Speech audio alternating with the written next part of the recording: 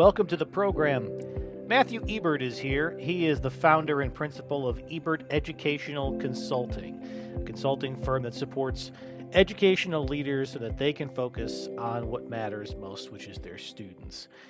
The consulting firm is a consortium of school leaders, education finance experts, researchers, data analysts, teachers, and others who have the lived experiences and expertise to support educational organizations of all sizes and all types across the country and, in theory, around the world, providing leadership coaching, project management, and professional development for educators in all educational professions. So, the reason that we brought Matthew in to talk about the topic of education today in particular was because he has extensive experience leading schools. And this is a global show, so the topic of education means a lot of different things depending on where you are in the world. So I want to preface the conversation today that we're going to spend a lot of time talking about the American education system. And Matthew has extensive experience, particularly in the Baltimore City public school system. For those who are not familiar, Baltimore, Maryland is one of the larger U.S. cities on the East Coast. It has both significant disparities between well-financed schools and under-resourced schools, but it's also, I would say, pretty typical of a big city school district with big city school district challenges and different potential solutions that have been put forth to address those and try to close some of the education achievement gaps that unfortunately the United States and its public school system have become known for.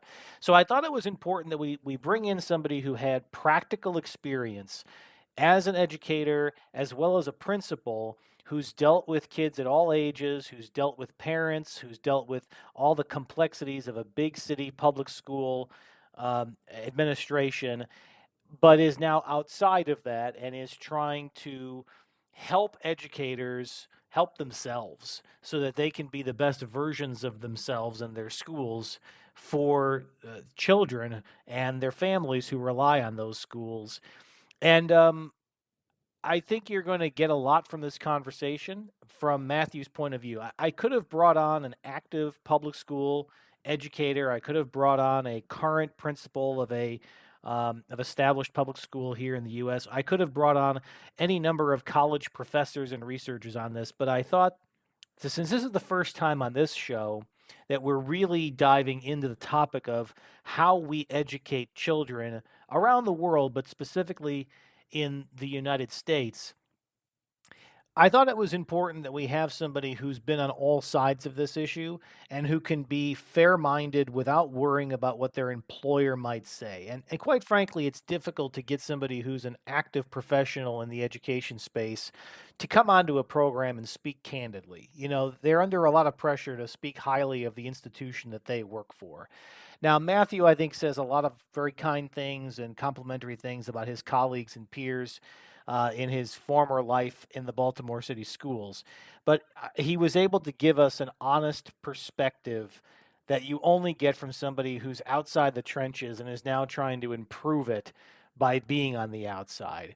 Now, I will also preface this interview by saying that Matthew was very generous to join us on a particularly challenging scheduling day for him, and he was in an environment with quite a bit of background noise. So we did the best we could to clean up that audio so that you got the best of Matthew's comments without too much of the distraction of what was in the background. We were able to strike out most of that, but if you hear a little bit of a distortion in Matthew's voice in certain points, or if it sounds like the sound is cutting in and out a little bit, just hang with us. It's a high quality interview. I encourage you to stick all the way through it. There's nothing unlistenable about it, but the quality of this interview versus some others that you might be used to, it'll sound a little different. So I just want to give you that heads up. But just know that Matthew was really a good sport about keeping our interview time, and with everything going on in his life on that particular day, it was important, I thought, to air this interview rather than try to re-record it because, quite frankly, we covered a lot of really good ground. Matthew was super attentive and very locked in on this day, and I did not want to miss out on being able to share this with you all. We hope to get Matthew back again, and next time we'll have him in more of a studio environment, and the audio will be a little bit cleaner. So, with those caveats and prefaces, I will also ask two other things of you as we get into this conversation today. Number one, I ask you to keep an open mind, as I always do, and that's the kind of audience we've built here, this community of curious minds, as we call it. It's important to keep an open mind because there are no perfect answers in this topic. Educating kids are as diverse as people of any age are, and they learn differently and they think differently and they have different considerations, and every city has its challenges, every school has its challenges, frankly every educator has their challenges. So what we didn't try to do in this show is tell you what the single correct answer is for reforming all of our education system in North America. We wouldn't be arrogant enough to think we could do that, even with the in depth hour long conversation that Matthew and I had.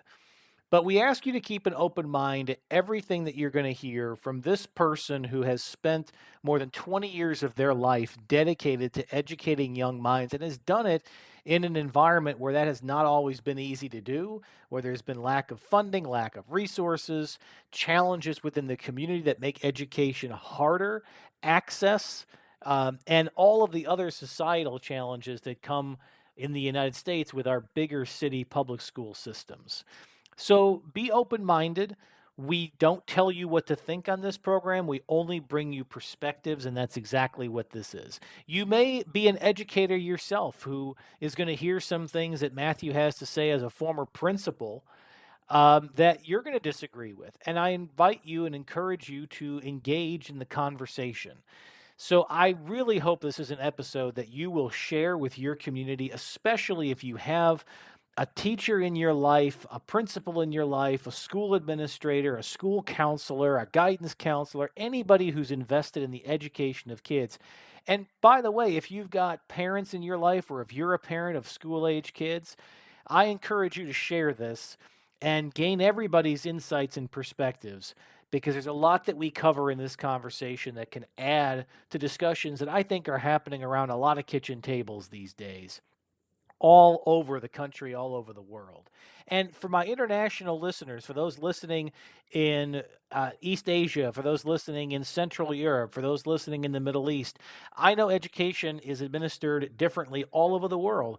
You may be hearing something here in the US that's interesting to you. You may know of something that's working really well in your country that you think could add to the conversation here in the US. I want to hear from you as well. This isn't just a show for Americans about the American education system. And I think Matthew did a really nice job of talking about how education is administered in other parts of the world and how we think about schooling and how we keep kids excited to keep learning, keep growing.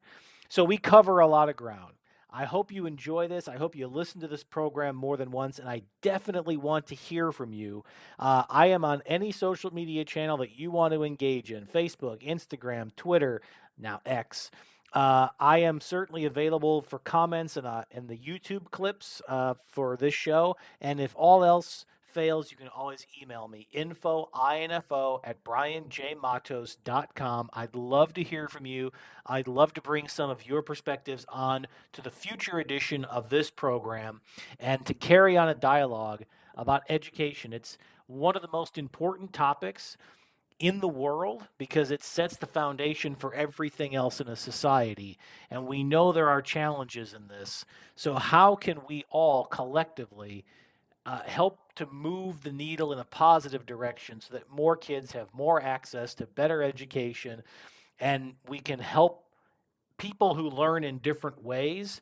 And I think Matthew's focus too is how do you help the educators themselves?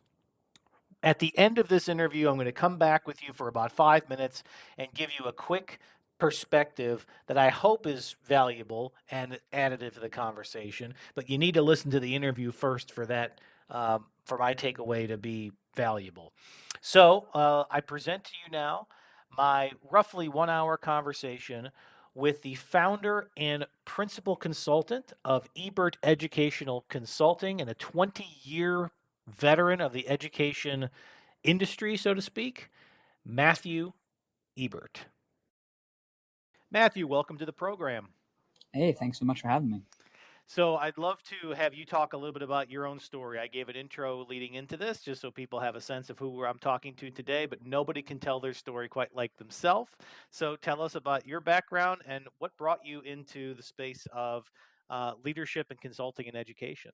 Yeah, absolutely. I appreciate the opportunity to share. So, I just left my role as a principal in Baltimore City Schools after 10 years at the end of June of 2023. And prior to that, I was in a school in Boston for 10 years teaching and leading.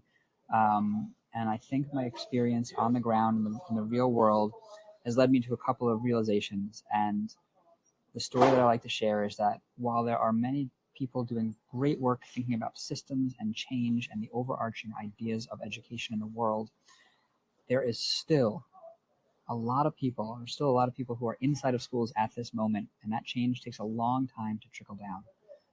And so, in the meantime, I think it's really important for us to share our conversations or what we've seen work in schools so that we can help the kids and the adults in the programs right now. And that experience comes from teaching. It comes from leading and being a principal. It comes from having a mom who is a teacher, an older sister who is a teacher. It comes from having kids now in school.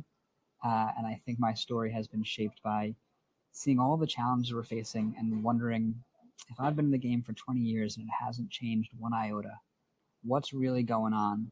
And if it's never going to change, what can we do now to make it better for just about everyone? So, for the benefit of our global audience who may not be as familiar with America's public school system, why don't we give a quick 60 seconds on how the traditional public school system in a large city like Baltimore is set up?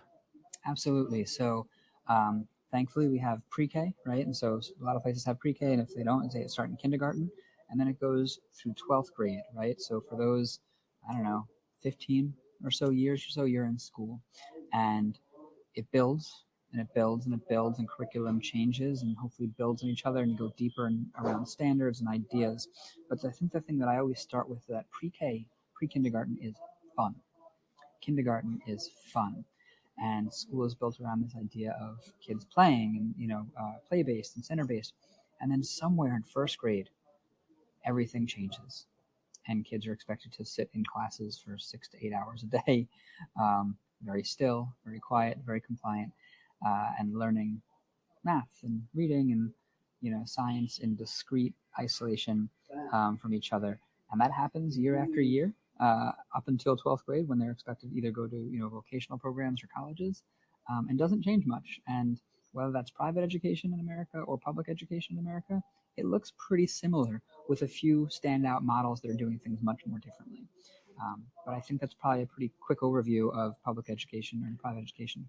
I would say standard education in America. And for the benefit also of those who have heard the term charter schools, which is part of most public school systems, maybe a quick explanation on the distinction between your neighborhood school and a charter school. Absolutely. And charter schools mean different things across the country depending on what city and state you live in. And they also mean different things internationally, sure. So, where I worked in Baltimore, I was actually the principal of a charter school, but our charter schools are part of the school district.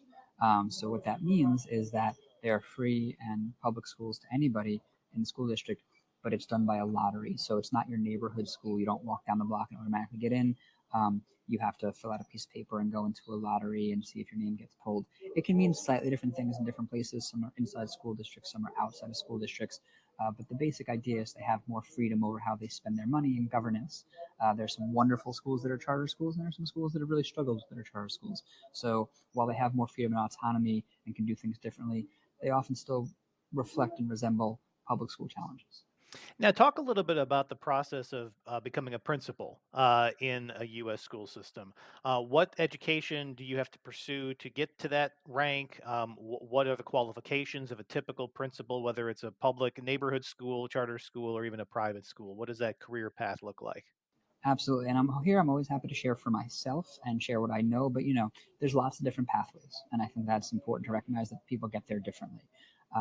So for me, I was a teacher for a number of years, and then I was in Boston and participated in a practitioner program where I earned an advanced degree or advanced graduate studies certification, or you could have gone to a master's in educational leadership, right, while I was teaching.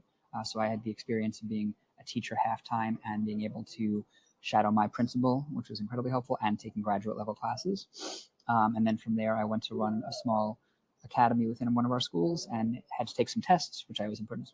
No matter where you are in the States, you got to take some tests to be a principal. I then took those tests again in Baltimore and Maryland and got certified. There's different levels of certification, whether it's assistant principal or principal, and then became a principal. But in terms of your question of pathway, I would argue that many folks teach first, but not everyone. There are principals who have been school counselors. There are principals coming from policy work. There are different pathways. What I think the huge benefit of teaching is, aside from street cred or gravitas, this idea that knowing the realities of the classroom. I think, right, because teachers educate and lead and manage students, but principals, when they're at their best, manage adults and lead adults for the benefit of students.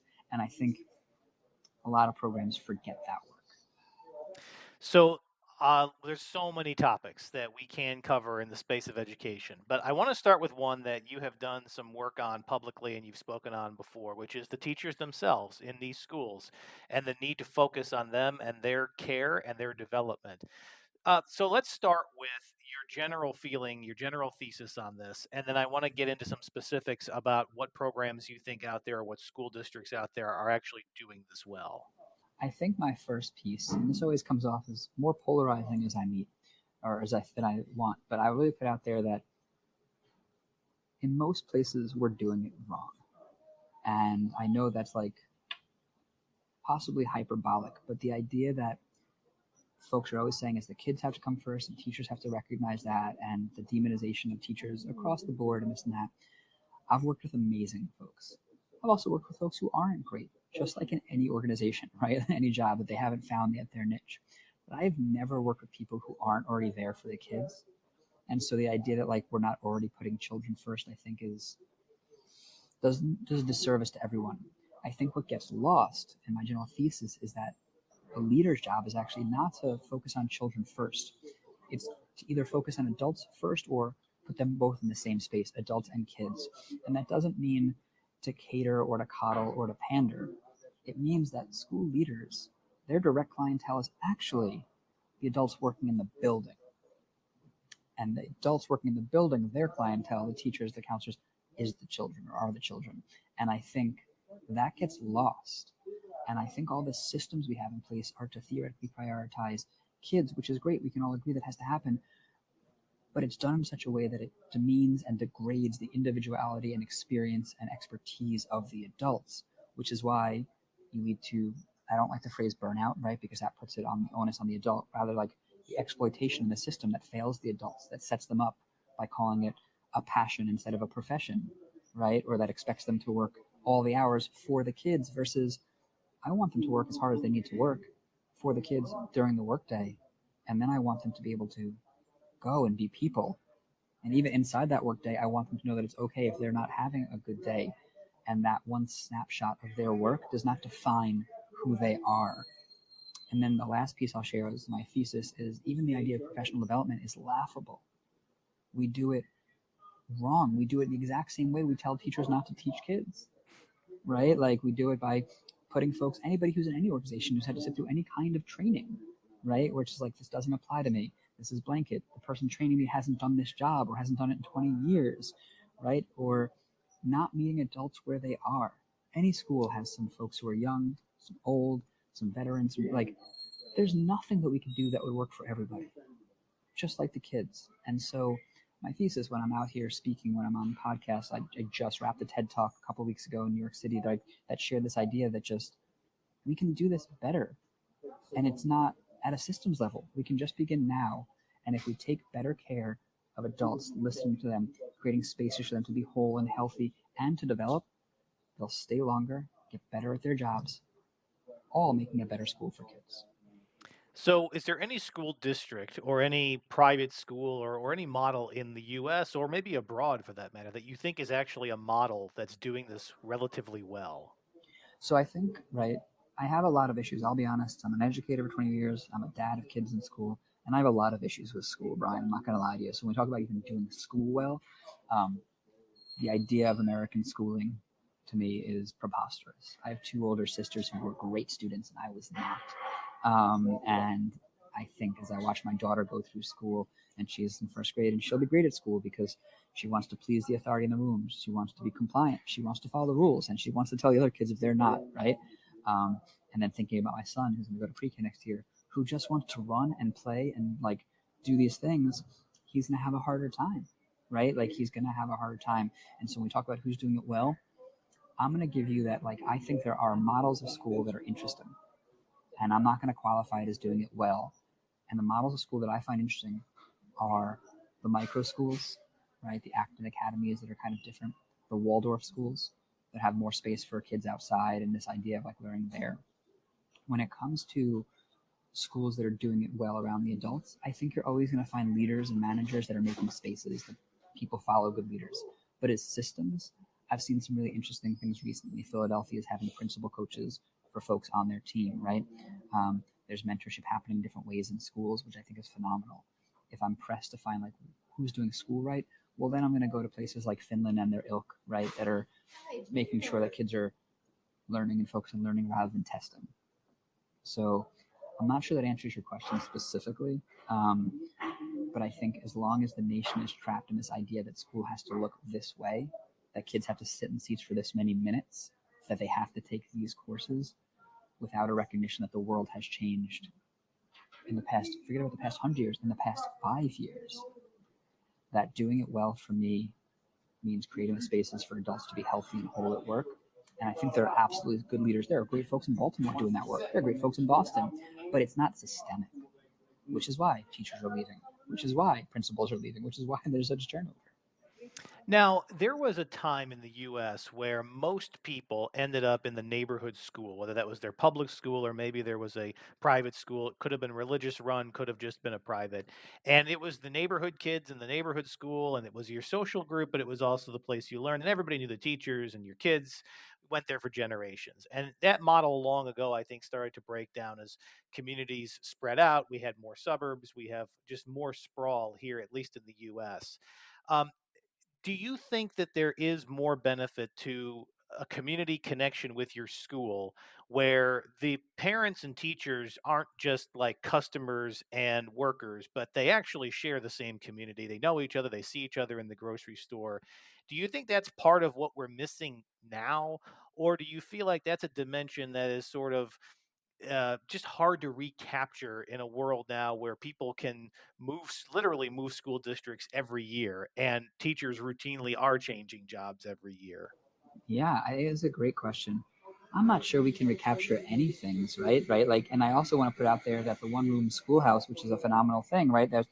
There were problems in our society that we've addressed better since then, right? Like, so there's been a lot of progress and a lot of moving forwards to equity and equality since then, because some of those neighborhoods never got the care and attention that they deserved in the first place. So it's an interesting question. I think I'm going to say something, Brian, that I know always comes off in a certain way. I was a charter school principal for 10 years, and I don't believe in charter schools. I wish they didn't have to exist, because I can speak to America, right? Like, we're the wealthiest nation, right? How is it possible that not every kid has a good neighborhood school to go to? How is it possible that not every neighborhood school is mixed, right, in terms of race and economics, so that we're all mixing together? Because we do all get better when we're all together. And I don't know how we get to that without some extreme governmental measures that I don't think would ever happen in a country like ours, to make it happen. And that's for me where I think the recapturing is, right? Where it's like, when we all do better? When we're all forced to be together. It's how we grow empathy and perspectives. It's how we learn things that we didn't know. It's how we undo biases before they even start, right? By being together from get-go. I wish that everyone had a good community school to go to, a good neighborhood. And I worked in Boston, I worked in New York, I worked in Baltimore. So when I come back to charter schools, I go, my school was an opportunity for kids who didn't have a neighborhood school that maybe met their needs in the same way. And that's not a knock on that school at all. Could have been under-resourced, could have been under-enrolled, like all these problems and challenges. So until every kid has a great neighborhood school to go to, charter schools have to exist, which brings me back to, yes, I believe in neighborhood schools, but I grew up in a completely non-diverse neighborhood in an affluent suburb of Long Island, New York. So everyone could go to their neighborhood school and a public school. That's great. But not every kid has that opportunity in this country. And that is what makes me angry and makes me frustrated and makes me do the work, right? Because every kid has talent, every kid has amazing things to offer. It's access to opportunity that's lacking. Now, as a administrator at a school where you have to work with what you've been given, whatever limited resources or significant resources that you've been given, you have to sort of play the hand you're dealt as best you can. Now, when you look at a school district the size of Baltimore, and for those who are not familiar with the U.S., Baltimore is a pretty significant large city on our East Coast. It certainly has as many challenges and opportunities as any other school district does. So you're well qualified to speak to this. But how would you approach it differently if you were leading a neighborhood school, as you said, under resourced, under enrolled, socioeconomic demographics are on the low income side, parents who are working 2 and 3 jobs? How do you approach that versus if you are in an affluent suburban area where none of those things are true, but you still have kids who have all the same challenges as every other kid? From a principal's perspective, how do you look at those two challenges differently? How do you approach those two when you're thinking about the people that you're leading, the teachers in those schools? Yeah, I think it is a great question, and I think it's one that, right, like, because all kids are amazing and all kids have challenges, right? Like, it's true of every single human that's ever been born. And so I actually think so. Kids present differently with their challenges, but I often go back to the idea that kids are the same, and I often deflect when those folks have those conversations with. They say things like "kids today," right? Like all these kids are just like kids are kids, right? Like kids have always been kids. We used to be shaking our fists at rock and roll music, right? And now we're shaking our fist at video games, right? But kids are kids, and so this idea that yes, you would have to lead the strategies, I think, would be different, but the ideas would be the same, right? So like we know that the traumas of poverty often show up in ways of having more challenges fitting into societal boxes and norms that want folks to act a certain way, right? There's going to be more mental health pieces, but I think what we've seen post pandemic is that life in affluent areas as well, these kids are coming with their own things. So I think to go to the first half of your question, neighborhoods matter, and in those places that are more affected with lower socioeconomics and more challenges and food deserts and other challenges that like exist in these areas that have been isolated or intentionally designed to cause challenges to people who live in them, the neighborhoods are just as strong. And so it's that activation of the neighborhood. I was at a school the other day that's in what I could only describe as a forgotten neighborhood, and the folks there would involve in the school if there was some better connections, right? And so when working with that school, it's like, how do we spark excitement about your program, right? How do we make them see that like there's great kids here, and so we can get them involved? And it's not easy, and it's messy, and there's no straight lines. So like I was going to be clear with that, right? There's no strategy. Anyone says that I can map out for you that work simply, but it's getting out there and being like, hey, we got stuff happening at the school. We want you to be a part of it. What can we do? How can we do it? And I think that goes back to the bigger question: is how do we change what school looks like structurally at this point?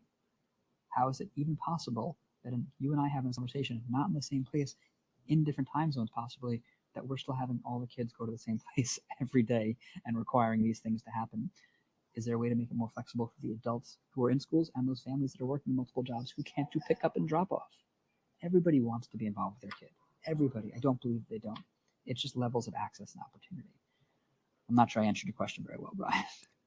So let's talk a little bit about early childhood education because you mentioned that the pre-K part, which is generally fun and kids are generally engaged in that, and then there's a switch that happens. Or as you said, it's around first grade. So let's zone in on that. Is there study? Is there research?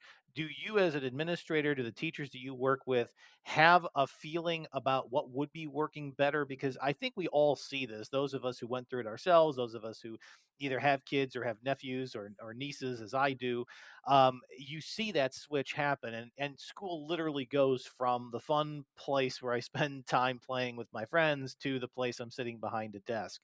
That's a very hard transition. We can probably all agree it's not a great one. But what is the better process? Because you ultimately do need to get to the fundamentals of reading and writing and fundamentals of math. And it feels like our schools have done that in that very much sit down, pay attention, look at the chalkboard kind of way. What would the better process be? And is there research out there that tells us that there would be a better process to get to that? Yeah, I think right, and I think there are places, right? You asked about who's doing it right. Like there are places that are doing it in more collaborative models, right, in more project-based ways, in more thoughtful ways. But I'll tell you, as even as we talk about what are the ways to get to it, the problem becomes, Ryan, right? This piece of how we measure everything, right? So you ask about where it is, and so in certain European places, right, Scandinavian countries, well, they're not testing kids as early, right? And so when you put off that kind of assessment, it gives space to breathe, right? And it begins to like create opportunities for us to recognize kids as kids and like the wonderful stuff that's not necessarily snapshotted, right? That's not necessarily always talked about in schools. So yes, I'm a fan of more collaboration. I'm a fan of giving kids more time to create their own ideas. And I wonder what it looks like if we scale back assessment or change the way we do it dramatically. So the places that you ask about what are the better ways. I won't speak to better, and I'm not an expert. I don't have a PhD in this, right? Like I'm just a guy who's gone through school, and I'm a guy who's learned about education, and I'm a guy who's worked in schools for 20 years. And what I see is the same things that I saw when I went to school, which is so many of us get through school. We not that we're bad at it, we get through it. It's a thing we have to do. And for our families, well, I had to do it. I'll share this with you. We changed our grading system several years in because we recognized that our kids were doing well on paper. And in Baltimore, there's a choice for high schools and other schools, but part of them require certain grades. And so our kids would be getting good grades at our school, go to a top tier high school, and then they'd be struggling. And we realized it was because of us. Because to get what does it mean to get a B? Right? I mean, I did this, I did that. It doesn't actually have to do with my mastery of standards. Now, I don't actually want grades in schools. I want narratives. I want stories. That's what I want to hear. I want to hear that Charlie is really wonderful at this, and he's growing in this, and it'll take him time. Um, but schools have grades because colleges have grades because that's how we define things here. And so when we shifted to this idea of standards-based grading, which meant that Brian could put his head down all year if he could demonstrate on assessments, on projects, on presentations that he had mastered the material, then he gets that grade. And it was a real shift for families, right? Because all of a sudden, being good at playing the game of school didn't matter nearly as much as mastering the material. We gave you multiple chances to master it. You could reassess. You could try over and over and over. That was fine, right? That was the goal, that you could actually start the year with a lower score, and then you get the higher score by the end because we didn't care where you were when you started. We cared where you were by the time you ended or the growth in between. But that is unusual, right? Schools want snapshots.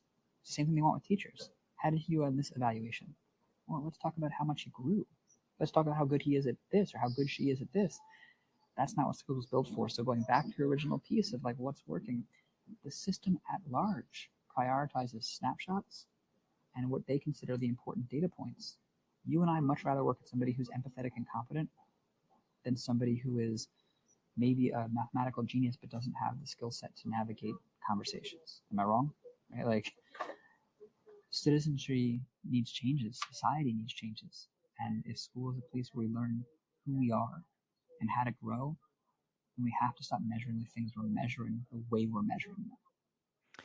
Now, one of the things that's really fascinating to me about education in 2024, as we're doing this conversation, this interview, is that education systems were always created to produce workers for businesses or governments or communities. But I think you and I can recognize that the economy of today is dramatically different than anything that existed when our schools were set up. And I hear all the time, including some folks who I interview for this program who are either entrepreneurs or business leaders or business owners, that they are struggling to get not bodies, that there are people they can hire, but they don't have the skills of today to do the jobs of today. They have sort of a broad background and they need to train them. And so the biggest concern that I hear over and over is I wish that more people came with the training that we need so we could plug them in right away. And there's good paying jobs that we can give them. But increasingly the companies are having to take on the role of educator to educate the person for the role that they need them to fill. What is this conversation like on the other side within the education community? Is there a recognition that they're churning out students who are potentially meeting the grade but are not actually prepared to step into a meaningful role in our society and economy?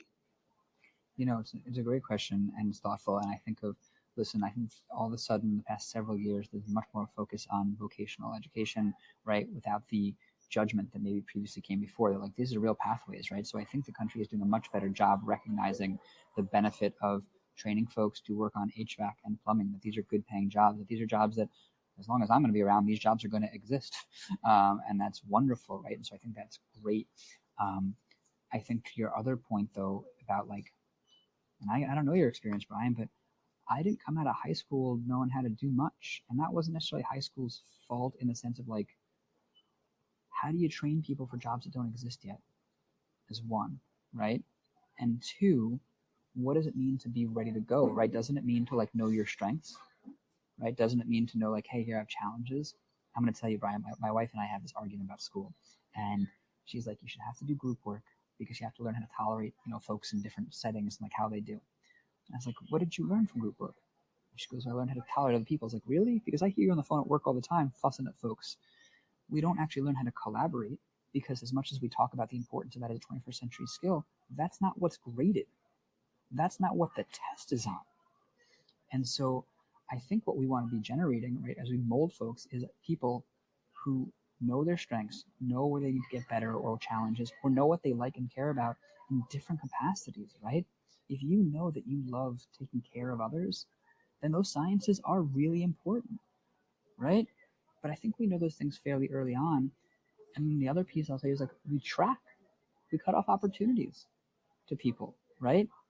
My brother-in-law, when he was younger, went to an affluent school district, and he had to pick between vocational technology and vocational technical programming and college courses.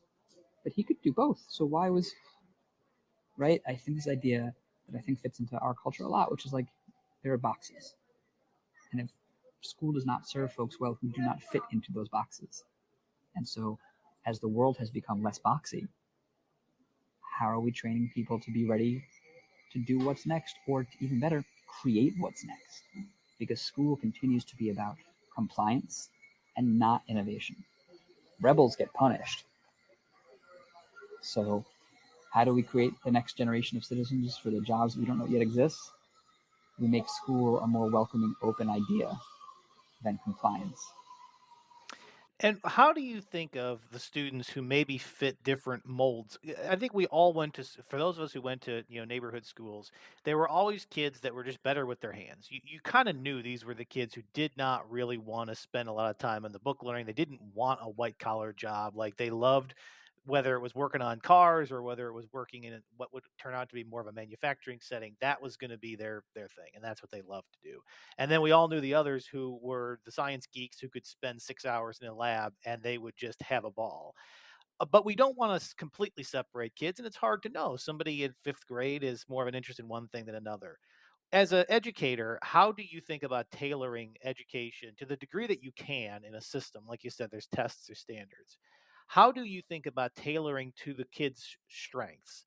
And do we have a system that allows for that, or are teachers sort of trapped in teach to the test no matter what the strength of the student might be? I think it's a great question and one that I'm not sure I have the answer for, but I think your last point is really well taken, right? Because there's this idea that folks talk about teaching to the test, and at the same time expecting teachers to put the children first in terms of like getting to know every child, getting to see them and being there for them, and all these pieces, which like they're all true, but the outcome has to be the same, right? Like the outcome has to be, but they're getting better at math. And it's like, right, but where have we? Like this teacher spent so much time coming in early with this kid, staying late, spending time with this kid, or the kid grows in a way that doesn't show up on a test, or grows in a test but doesn't meet the proficiency mark, so that kid is not counted as growth in that teacher's classroom. So I think there's a couple things that are easy. One is a change of language. Becoming a plumber is not better or worse than becoming a scientist or becoming an author or becoming a doctor, right? Like it's an opportunity. So I think changing the way we speak about it and saying like, well, you don't need college because you're going to go through this. Like, it's not about need, right? It's like, how is there a way to uncouple the courses, right? When they opened up AP courses in this country in a lot of places, so for folks who don't know, college level courses that kids can take in high school, a lot of different faces show up because it's about access and opportunity, right? So same idea. There are school districts in the United States, in Maryland, where one school is well resourced and has a variety of language classes, and then one has no language classes. how do we move away from this territorial work, right? Again, bringing folks together so that everyone has access to all the things, because it's not that kids from lower economic backgrounds are coming with less talent or amazing, brilliance. They're just coming from a lack of opportunity. But the American version is look what they had to overcome to become great. It's like, no. They were great to begin with. They had to overcome the structures and systems that we had put in place to keep them out. So I think changing the way we speak about it and uncoupling resources so that they're not based on your zip code and that you have access to opportunity consistently is how we get more kids to see all the things they can do. And the last one is to be, if we can do that, then everyone is reflected, right? Because how can you be something if you've never seen yourself in it?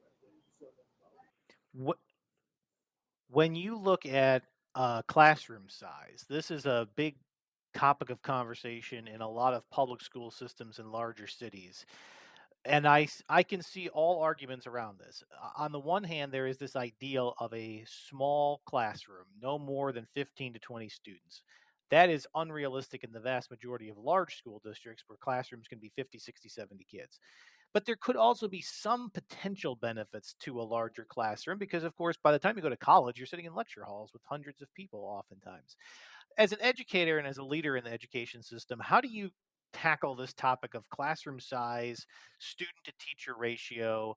Um, which ones do you believe are the again, better and worse is relative. So, what rather than give you a better or worse question, why don't we put it like this? What are the advantages and disadvantages to smaller classrooms versus, potentially larger, more crowded classrooms? Sure. So I think what did Gladwell find, right? Like between 15 and 18 is a real sweet spot, right? Below that, hard to have class discussions that are rich and, if you have a quiet group. And above that, it's harder to manage. All true things. Is the teacher true, right? I'll say this: you can have a classroom of 28 kids, and if everyone's easygoing and it's a well-run classroom, it doesn't feel too big, right? I'm also going to say to you pretty honestly, like 30 is just too many kids in a space for one adult to manage. Even if that teacher is excellent, it's just a lot. Can you imagine, right? It's just a lot of personalities in one space expecting to do the same thing at the same time. And, yes, can good folks run a well-run classroom and it doesn't feel chaotic and it feels calm? Absolutely. But that's a lot of needs to tend to, right? That's a lot of one-on-one conversations to get to. So I think the benefits of a small classroom, being able to meet the kids where they are, to be able to determine the individual conversations, to be able to see kids just like adults for their value and all the things they bring in the quiet one-on-ones. In the bigger classrooms, it does give you an opportunity to do more collaborative work, right? To have more different personalities, to more different strengths and skill sets mixing. So I think that's something that is great. I think it's figuring out what is the most number that makes sense, right? Or that gives the school financially what they need, because that matters, right? And folks are talking about that, right? They're missing the beat, right? Like it matters for numbers. And then how do you make it in a way that it still feels like it's a space where everyone matters? And I think that's a really hard balance to strike. It is doable. Um, but I'll also share that your comment, right, about when you go to college and it's huge lecture halls, you're like, yeah, how does that make sense anymore? Right? How is that a thing that I honestly, if I were, motivated enough, could I not probably get it on YouTube? Right? Like, why am I paying all this money to go listen to somebody talk where like if I cared enough, I could probably go figure this out on my own. So I think, listen, my qualms are with higher education as well. Well, you bring up an interesting point. So it's a good transition into technology and how it's changing education today. Kids have never had more access to the world's information, and they often know how to get to it better than their adult parents do. So we are starting to see it seems as a layperson outside of the education space, a growing divide though between those who have 24-hour internet access at home, those who have phones at an early enough age, and they can basically get online, learn anything they want if they're so interested in doing so. And then those who have more significant restrictions. Maybe they only have internet access at their local library. Maybe they only have slow speed internet, so they really can't watch videos at home. They can only do a little bit of light reading if they're even have the attention span for it. How is technology changing the challenges of an educator and an administrator in our modern education system? Is I think one, it's reflective. It's not the cause of anything, in my opinion. It's reflective and indicative of the inequity in the country, right? Just like schools are, just like if you grow up in a neighborhood that is rich in libraries and books, and if you grow up in one that is not, right? Just like if you grow up in a neighborhood that is rich in foods and grocery stores, and one that is not. Technology is another piece that reflects that. I will share technology can be a lifeline, right? If we're talking about computers, it can be a lifeline.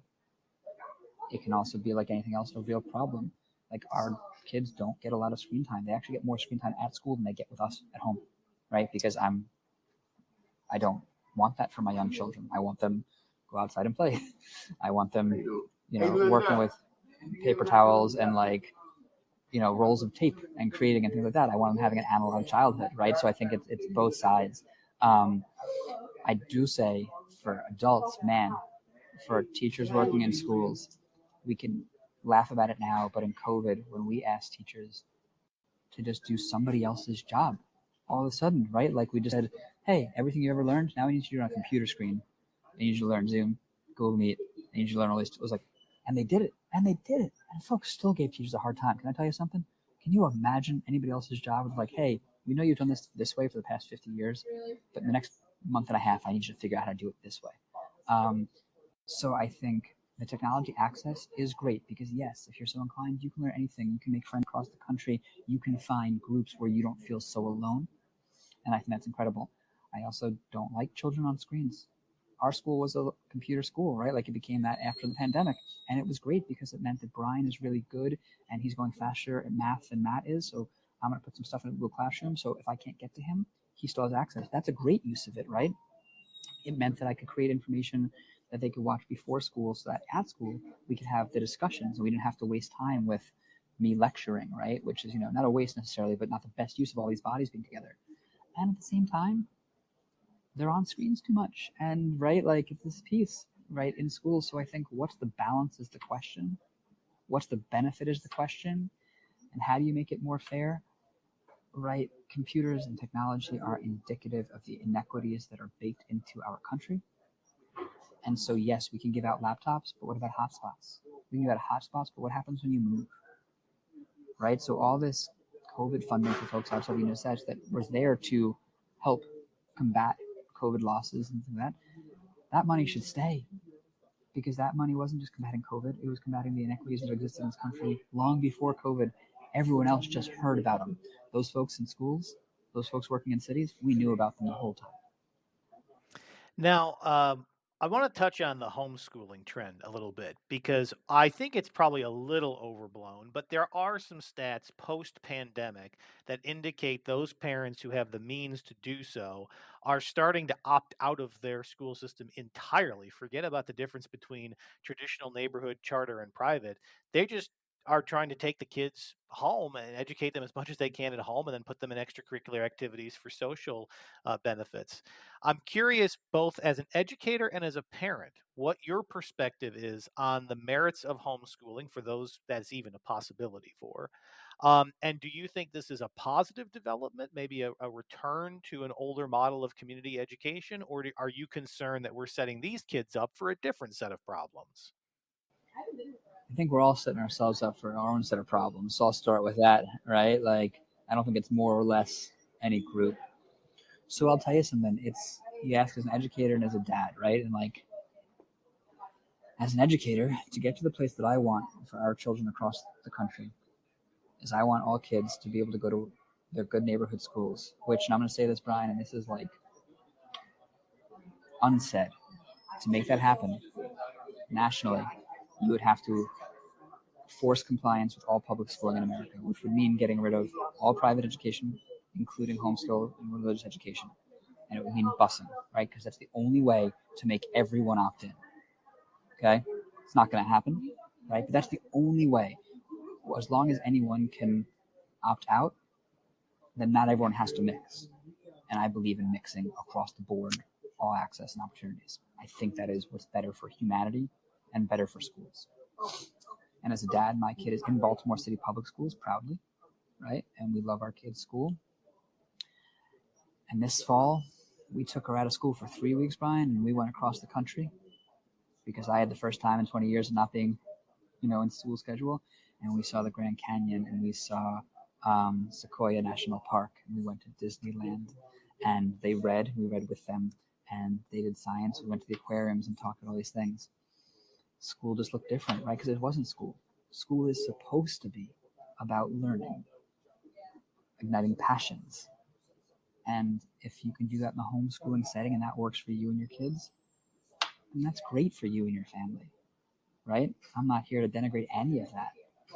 Is it a problem for the school districts? Yes. Is it the responsibility of those families to solve the greater problems in the systems? That's a tough one that I'm not equipped to answer. I loved what we did. And if I could do it for longer for all my kids, I just might do it. Right decision for my family? Absolutely. Right decision for every family and how it affects everyone? No. But this is America. We have choices. And a lot, it feels like, also has been placed on schools beyond education. I mean, if you think about, we look at the COVID period, it was interesting to me how much of the conversation wasn't even about whether schools should be open or closed for educational purposes. It really came down to childcare and also meals. This is where kids eat. Yes. So I mean, this is a completely different element of running a school and a school district for that matter, is that you're not just the place that a kid is getting educated. You're the place that feeds them, that supervises them, that provides extracurricular well outside the classroom That time. knows if they're safe at home, that knows if they're being abused, Yes. right? Like How there's do a you deal hospital. with those challenges? Well, first of all, let me ask you, did you feel prepared for that when you became principal of a school district or a school, that not only were you in charge of their education and the teachers who were teaching them, but also their Yeah. general well-being? Yeah, I had a good mentor, which helped a lot, right? I had a good principal at my school when I was becoming a principal, and I got to see it. But the level of phone calls, the level of conversation, the level of things you take care of, or someone on your team takes care of. And I was at a small school, right? So I always caveat that a small charter, which is different, right? But man, you are dad sometimes, your mom sometimes, your grandma sometimes. You are the grocery store, you are the tech store, you are the social workers, you are the counselors. Schools are asked to do too much, and that's not the fault of the families. It's the fault that there's not the infrastructure to take care of all those things. So prepared for it. I knew it was coming, and still, when I got a phone call at Friday at 9 p.m. because something was going on somewhere, it was still a bit of, okay, we got to figure this out. Like, how are we going to operationalize whatever this family needs? And again, I think COVID simply demonstrated to people when our community school coordinator was sitting outside on a Saturday, Sunday, handing out hotspots in the neighborhood across the whole city in a grocery store parking lot because that's what was accessible to everybody. Don't tell me that schools just do X, Y, Z, right? Schools, libraries, hospitals, they're all these places. They're so much more than the thing we think. Schools and teachers are expected to do way more than people understand. So, two other quick topics I want to get your view on, just because they've made so many headlines in the U.S. over the last year plus. One is school safety. Lots of debates around the country about what that means, whether there should be police in schools, whether there should be armed guards in schools, what the teachers' roles and responsibilities could be in that. As somebody who has led a school, how did you all think about this topic? And as you worked with your city officials in your district, how did you prioritize safety? And was there these discussions about what is the best model for protecting, hundreds of kids oftentimes who are going to a single place at a single time and are a vulnerable target? It's a real balance, and I don't envy the people who have to make the decisions at the top. I want to be clear about that, right? Because you want everyone to feel safe, and you also don't want them to feel imprisoned, and you don't want kids to feel like they are threats when they walk in the building. You walk through a metal detector, it makes you feel a little bit like you're a threat, right? Like, or that you're going to an unsafe place. And if you don't have metal detectors, well, how do you know, right? So it's all these things, right? So we talked about safety quite a bit. And I think if you asked our teachers, there were some that were happy with things as they were, and some that weren't, that it wasn't enough. This is broken. What do we do about this exit? There's no clear way to do it. Like, all real pieces. And now with kids in school, I'm just like, how do you make it safe enough, but it doesn't feel like they're imprisoned? And I think it's a real delicate dance because if you have armed officers in schools, what message is that sending to our children? Because who are those armed officers here for, right? Um, I don't see a reason for it. And at the same time, good gosh, I want my children protected from everything all the time, always. Um, so I wonder what it is, but I go back to who I am, which is like, yeah, I want more supports in schools than I want reactions. I want more social workers. I want more counselors. I want more folks in training and de-escalation. Because forgive me, and for your folks in Europe, it's a little bit different, but we've seen the horrors in this country of school shootings. And those are much scarier to me than anything happening inside a school. And it's not that things don't happen inside of schools that are bad. Of course they do. But we've also seen armed guards not be able to stop these things. We've seen police, well-meaning folks, not responding like quickly enough, or this and that, or like. So I don't want to throw up my hands and say there's nothing you can do. I want life to be safer for my children, and I think there are things that our society can do that are getting reflected in schools. But I don't want more armed officers in my kids' school. I don't want any. I don't want metal detectors. I want more supports for our children and our adults so that these problems don't show up in school. And the other topic is curriculum. We always have had wild discussions around the country about anything from how to teach American history to how to teach sexual education and any number of other hot buttons. So none of this is truly new, but it does feel like there's just a lot more of it. So where do you strike the balance between having the community and parents have a say in what that curriculum should look like and what the common values that should be taught are, and then maybe activists who take it a little too far and really are looking for a different model of education that fits their worldview? We have absolutely had families who have complained about whatever curriculum we're using, and it usually had to do with the idea of social justice. And my response to them in a very loving way is always like, at this school, we tell the truth. That's what I got for you, right? Like, now again, I don't have to deal with lots of families as I wasn't a superintendent or a CEO and this and that, and it's trickier. But there's no, facts aren't subjective, right? You might think they are, you might want them to be, but our school, we tell the truth, and we also tell what's happening. And I think it goes back to our other conversation you brought about homeschooling and the other pieces. Listen, I might be against it, but in our country, if you don't like the opportunities that you're being given, if you want the Bible to be taught in schools, if you want those things, like, then send your kid to a religious school. That's an option for you. But don't bring that noise into my public school, because the idea of public school is that we can all show up here together, be valued, and hear stories, and I don't have to feel less than if I don't worship the same way you do. But man, curriculum is wildly different, even just academically. Forget about anything else. There can be a school down the block having their kids have handouts of below grade level work, and schools having rich discussions about To Kill a Mockingbird in 8th grade, right, or honors of, like. So it's not just the socialization, polarization of like what we believe. It's just access to high quality materials across the board, which also gets tripped up, Brian, in the conversation around. I work with teachers who like have these pieces. They have to teach the curriculum at a certain pace, but it doesn't reflect the kids in their classroom. So how do we give folks the space to, like, yes, of course we want kids working on high quality stuff, and also this kid is not at that pace yet or ahead of that pace. Where is the freedom and autonomy for the expert in the room to make the right decision for the kids in front of them? That's a game in itself. So 2024 here in the U.S. is an election year. It's also an election year around the world and other democracies. I'd like to wrap on asking, as somebody who's an educator and a parent, what questions do you ask when somebody's running for office and you want to learn about their view on education? What are the questions that you think anybody running for high office should have an answer to? And what positions would you like to see, or have you seen elected leaders advocate that a well-informed voter should be getting behind, or at least seeing how their elected officials answer the questions around education? That's how we're gonna wrap, huh, Brian? Save the best for last. Man, I think asking people what is the purpose of education is an important one. What's the goal of it? Because whatever answer they give is telling. I think what their experience is with the education system is telling. And I think more than anything, what their voting record is telling. So forgive me, because people can say whatever they want, but what have they spent time doing, right? I believe in unions. I believe in teachers' unions. I believe in having a collective way to organize and bargain. And so what side of the argument they fall on? Do they demonize, right, the people doing the work? Do they use some coded words like choice, right, where they're like, oh, we should have this and that? Do they speak in generalities, or do they speak from experience, right? So President Biden's interesting, right, in the fact that Dr. Biden and his wife, right, you have somebody who knows schools, right? She's there on the work.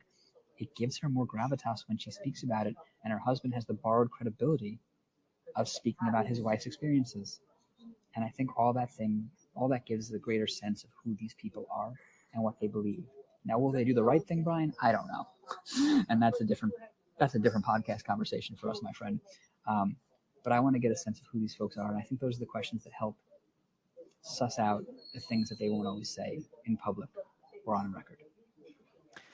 You've been very generous with your time. There is so much more we could cover. So I hope to have you back again at some point to cover all the other elements, or at least some of the other elements of our education system here and around the world.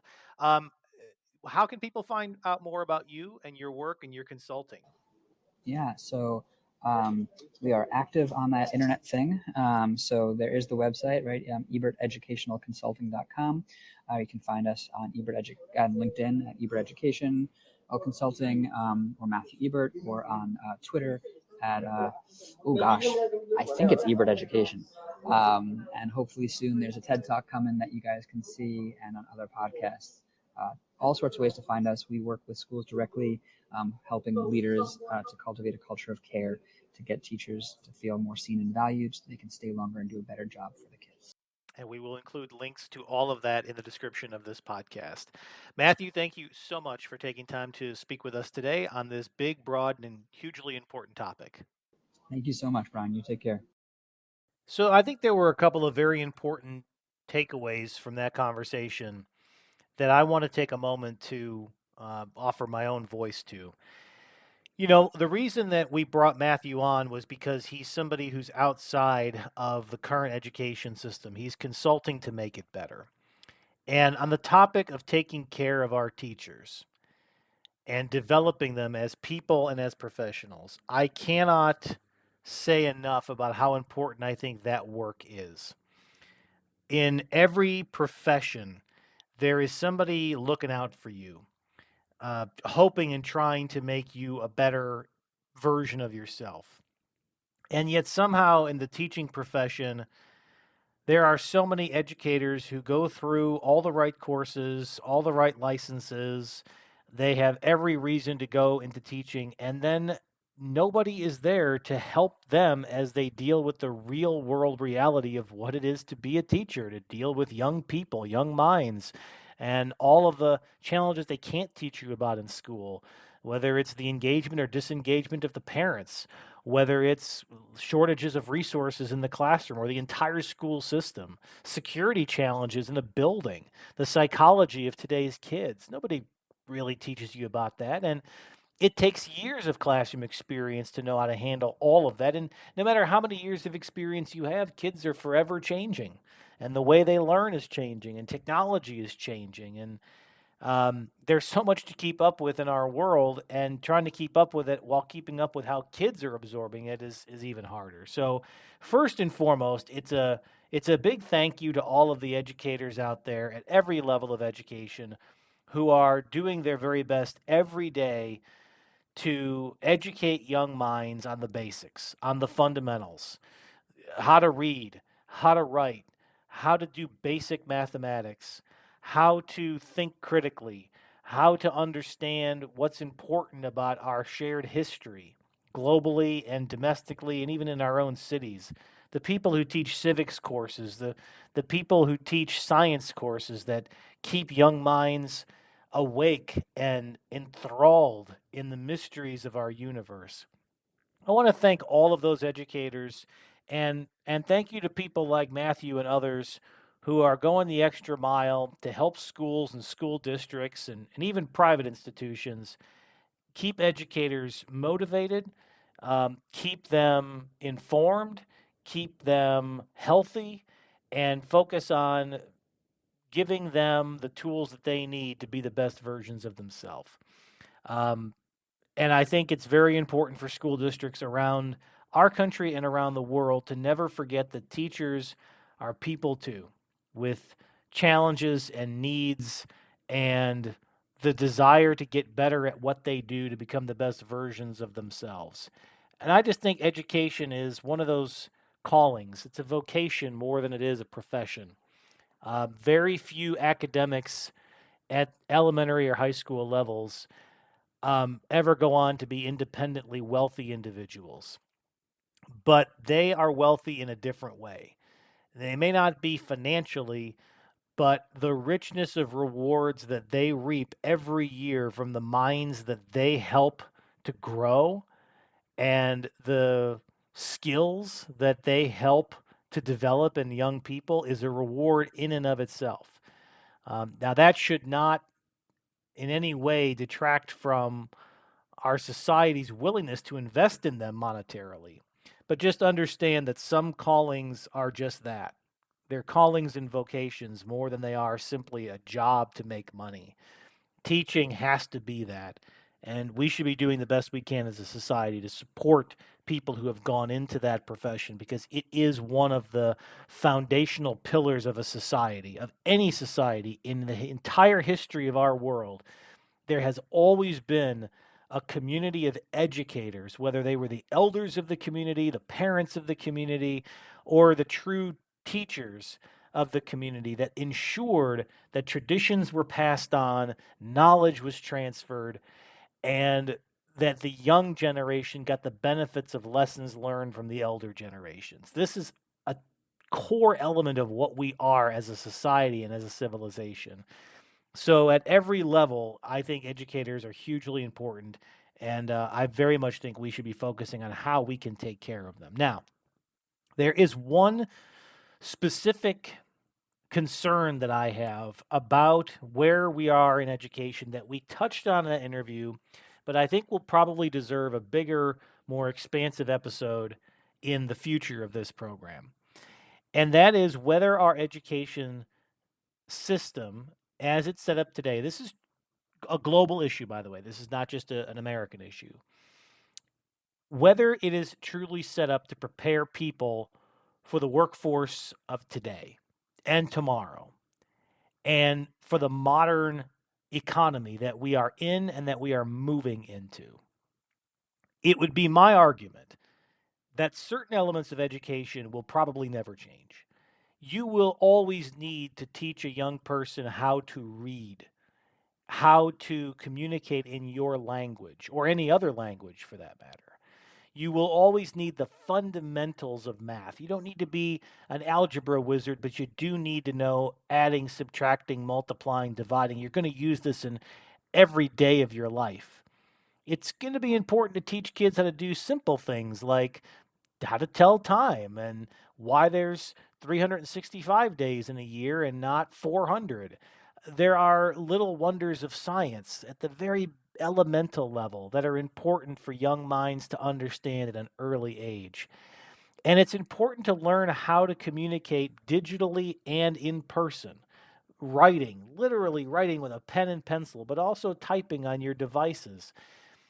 It's always going to be important to teach those fundamentals. And I don't think much of that's going to change. It's also important to teach people the basics, the fundamentals of civics courses and history lessons and the history of science, if not the details of it, because it's just the foundational knowledge of any learned society.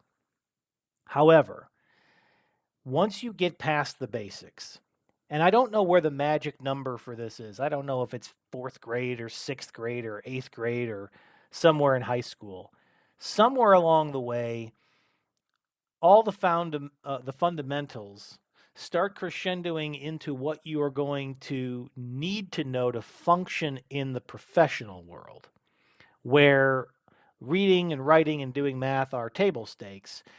But there's a big difference between the people who know how to program a computer system and those who know how to properly run a farm, and those who know how to drive a major piece of construction equipment, and those who know how to teach.